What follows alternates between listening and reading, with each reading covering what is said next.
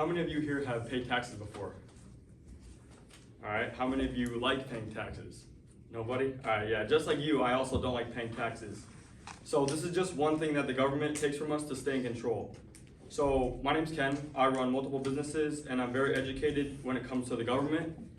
So you might think that the government is out to help us, and sure, some of the government does, but a lot of the times they're just trying to, get money for themselves. So today I'll be talking about different things that the government needs to change and what we need to do as people to lower the government's control and all in all make our lives better. So this brings us to the first topic, which is taxes. So the information I got here was from the Wall Street Journal, written by the editorial board on May 23rd, 2024. So for the first point, we have tax burden on businesses. So countries with higher corporate tax often see companies relocate operations to national with lower taxes. Before 2017 Tax Cuts and Jobs Act, the US corporate tax rate was among the highest in the world at 35%, which critics argue hampered competitiveness and led to offshoring of businesses. In a simpler way to put it, when businesses have to pay higher taxes, they have less money to grow, hire workers, or invest in new ideas. This leads to them closing down, which is a negative for the economy. So for the next one here, we have reduction in consumer spending. So humans generally dislike taxes because they reduce their disposable income, leaving them with less money to spend on their personal needs, wants, and savings. Taxes often feel burdensome because they are seen as mandatory financial obligation, and people may feel that they don't have enough direct benefit in return, especially if the government services are inefficient or inadequate. Additionally, higher taxes can make everyday goods and services more expensive, furthering stretching people's budgets. This financial strain, coupled with lack of control over how tax money is spent, often leads to frustration and restraint toward taxes.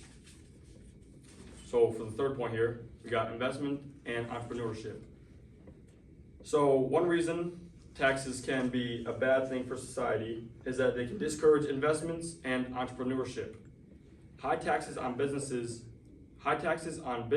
income, or capital gains can reduce the incentives for individuals and companies to invest, innovate, or expand.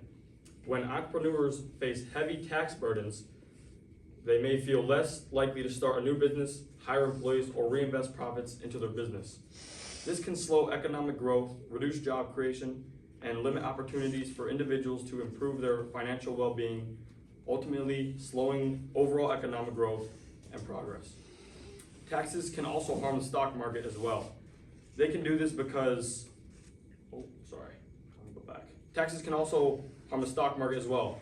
They can do this because they reduce investors' returns, which discourages trading and investments.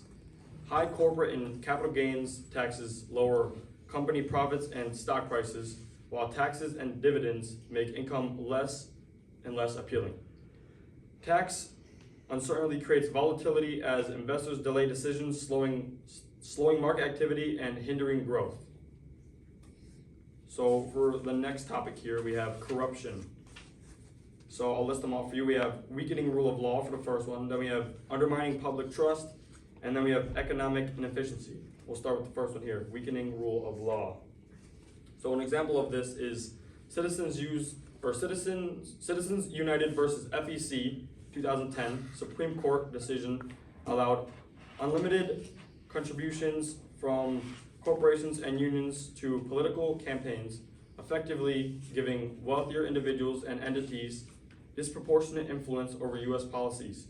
This decision weakened the rule of law by allowing money to overshadow the voice of ordinary citizens, leading to an increased corruption and political inequality. For the second one, we have undermining public trust. An example of this is the Watergate scandal from 1972 to 1974, involving President Richard Nixon's administration. They attempted to cover up its involvement in the break-in at the Democratic National Committee headquarters. This scandal severely undermined public trust in the U.S. government, leading to Nixon's resignation and the precipitation of politicians could not be trusted to act ethically. So basically he tried to scam people out of their money, and then he just wasn't trusted anymore, and that was a bad look for the government. So for the third one here, we got economic inefficiency. An example of this was in 2010, TARP, Troubled Asset Relief Program, controversy, involved billions of dollars being given to banks during the financial crisis. Although meant to stabilize the economy, it was revealed that some financial institutions use these funds to pay bonuses, to engage in risky behavior, rather than leading to an inefficient use of taxpayer money and causing economic setback for ordinary Americans. So I'll play this video for you here. This is on corruption. America is one of the most corrupt countries. Look at this guy, President Biden, biggest criminal I've ever seen. He's terrible, man. The reason I know that's from a capitalist. Biden is a communist. So in 2020, Biden gets elected. He beats my friend Donald Trump, very good friend of mine. We're capitalists. But the communists and the socialists and the crooks hate him. I'm an oil guy. I own oil wells like Mr. Tata. See, the rich own commodities. There was a pipeline running from Canada to the Gulf of Mexico. Biden cut that off. What does that mean? I was selling oil in those days for $30 a barrel, went to $130 a barrel. That's dollars. I knew exactly what Biden was doing. He was going to destroy the middle class. So there'd be two classes of people, rich, everybody has poor. So Biden is one of these guys here. When this man here is a capitalist. It's very bad in America, but they don't tell you that. America is one of the most corrupt countries. Look at this. So there's just one example of how politicians and people in the government, care about money more than the actual American. Okay, for the third topic here, we have more innovation. So I used MIT Management and Forbes to help me find all this information. So for the first one, we got reduced regulatory burdens. So many industries, particularly healthcare, energy, and technology, face lengthy approval process for new products and services. For example, new drugs required FDA approval, which can take years. Reducing regulatory oversight should shorten this timeline, allowing companies to innovate faster and allocate resources to research rather than compliance. Excessive regulations can often discourage risk-taking because the penalties for failure or non-compliance can be severe. Without these barriers, companies may be more willing to experiment and with groundbreaking ideas, even if some of them fail. So for the second one here, we have increased competition. So regulations often impose high upfront costs for new businesses. Licensing requirements, environmental impact assessments, or compliance audits can discourage smaller firms from entering markets. Reducing these hurdles can open the door for more players promoting innovation through competition.